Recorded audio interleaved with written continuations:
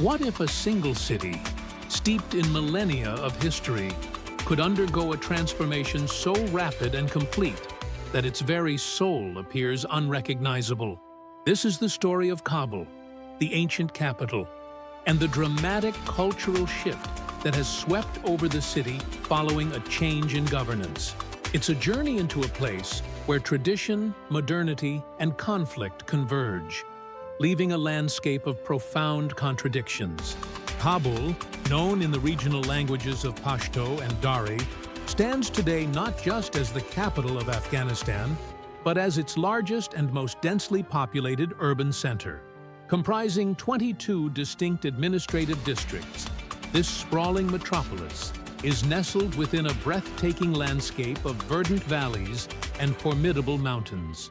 Spanning an area of 383 square kilometers, Kabul is home to an estimated population of nearly 5 million people, ranking it among the world's most populous cities. The demographic breakdown is notable. The gender ratio is close to parity, with men representing roughly 52% and women at about 48%. Crucially, the Afghan population is overwhelmingly young, meaning Kabul is heavily populated by children and young adults. Geographically, the city's location is vital, connecting it via major road networks to Pakistan in the southeast and Tajikistan in the north. Situated at an elevation of approximately 5,900 feet above sea level, arrivals are immediately greeted by a distinctive climate where the cool mountain air meets the striking views of the valleys. For centuries, Kabul's location dictated its destiny. Alongside Kandahar, it formed a vital trade axis, serving as the central marketplace between Hindustan, the Indian subcontinent, and Khorasan, the historical region now including parts of Iran. Caravans from the west and merchants from the east habitually converged here to rest, conduct large-scale transactions, and sustain the flow of goods across Asia. This historical role established Kabul as the enduring heart of regional commerce. Astonishingly, the markets still reflect this ancient legacy. A vast array of traditional commodities are readily available, including dried fruits, leather goods, handmade furniture, and even weaponry. Shoppers in Kabul's bazaars can find almost every variety of dried fruit globally, often at highly competitive prices. This seasonal trade continues today, with Afghan merchants traveling to Pakistani cities every winter to sell their produce on the streets. However, the commerce is not limited to dried goods. Historically, and still openly visible in these markets, is the trade in narcotics, including cannabis, ganja, naswar, snuff, and opium. This persistent presence underscores the deep-rooted socio-economic challenges that continue to plague the region. To understand Kabul is to appreciate its food, beginning with the iconic, enormous flatbreads. Found everywhere in the city, these loaves, known locally as Khatalnoma, are often spread out on the ground, massive enough to feed 2 people fully, and durable enough to remain fresh for days. The crown jewel of Afghan gastronomy, however, is the Kabuli Pulao, a rice dish celebrated globally for its delicate aroma and rich flavor. It's a meal so satisfying it leaves a lasting impression. Available in virtually every street, square, and alleyway of the capital. The local diet is rich in flavor and texture, featuring the pulao alongside simple bread, yogurt, and meat, plus popular meat-based specialties like namkeen and rosh. These dishes are favorites that transcend borders, enjoyed across Afghanistan, Pakistan, and by food enthusiasts worldwide. The city's cultural landscape underwent a dramatic shift in the last decade. During the government of President Ashraf Ghani, Kabul, like other major urban centers, saw the rise of more Western-influenced social activities.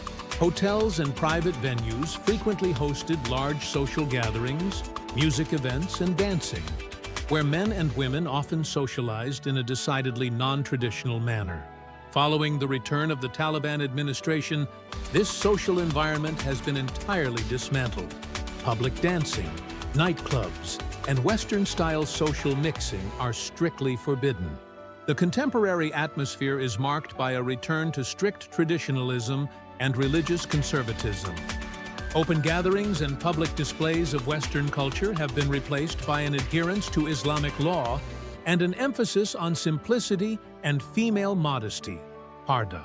The changes have been most acute in the lives of women. During Ghani's presidency, there was a measurable expansion of women's rights and public roles. Schools, universities, and colleges were open, leading to large numbers of girls pursuing higher education.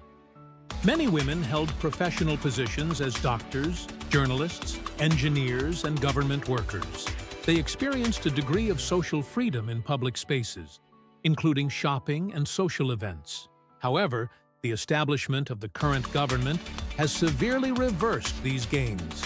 Women have been systematically removed from most professional roles, and their access to government departments is now highly restricted. They are prohibited from traveling alone, with a male escort, muhrim, being mandated for any journey away from home. Restrictions now cover education, social life, and even access to services. Notably, beauty parlors, which served as a social outlet, have been closed.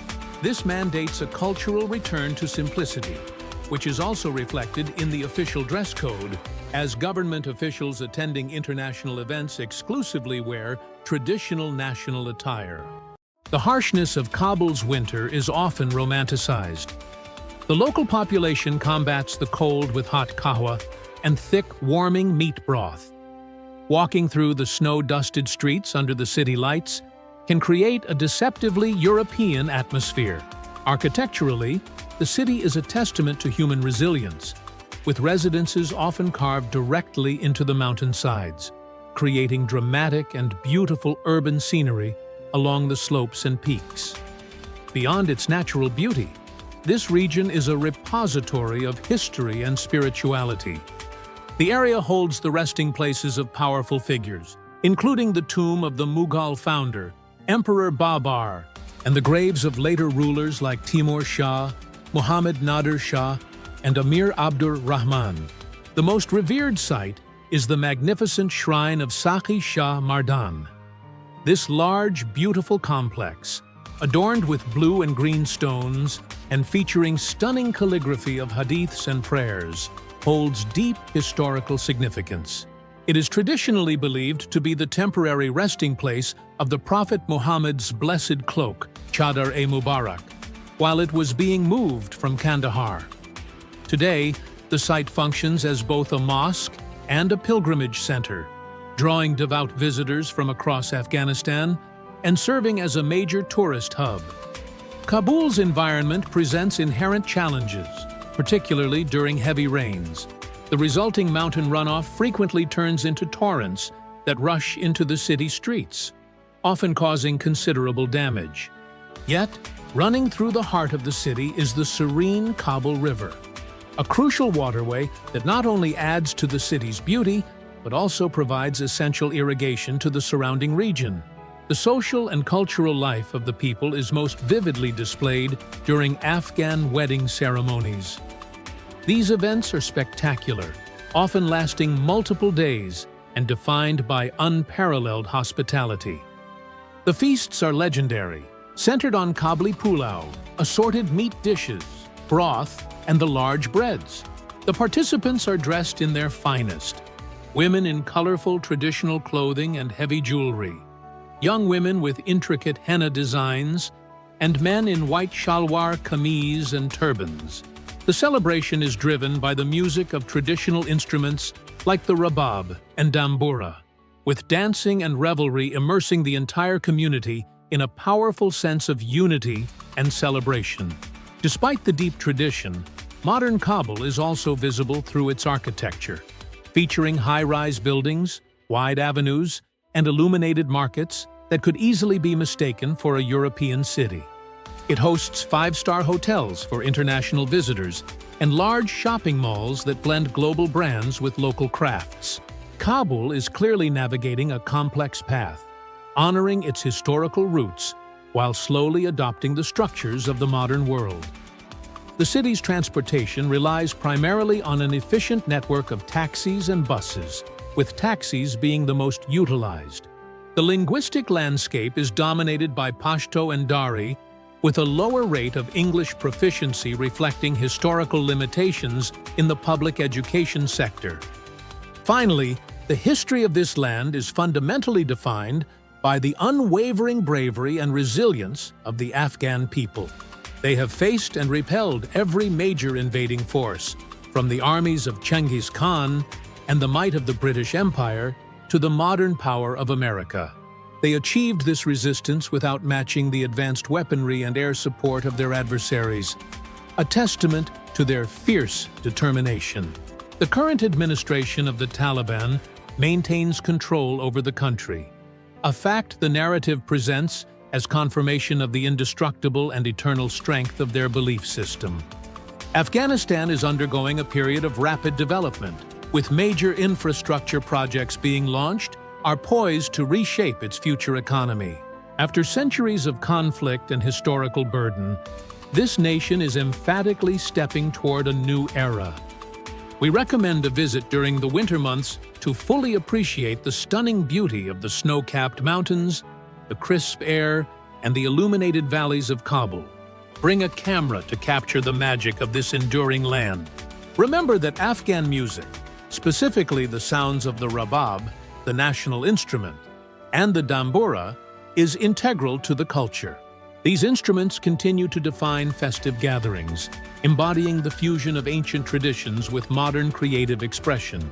We are committed to making this crucial history accessible and engaging through dynamic animated visuals to avoid boredom. If this analysis of Kabul's history and transformation has deepened your understanding, please like this video, comment with your thoughts on how this history shapes the present, and share it to spark vital conversation. And don't forget to subscribe and ring the notification bell to catch our next deep dive into the histories that continue to shape our world.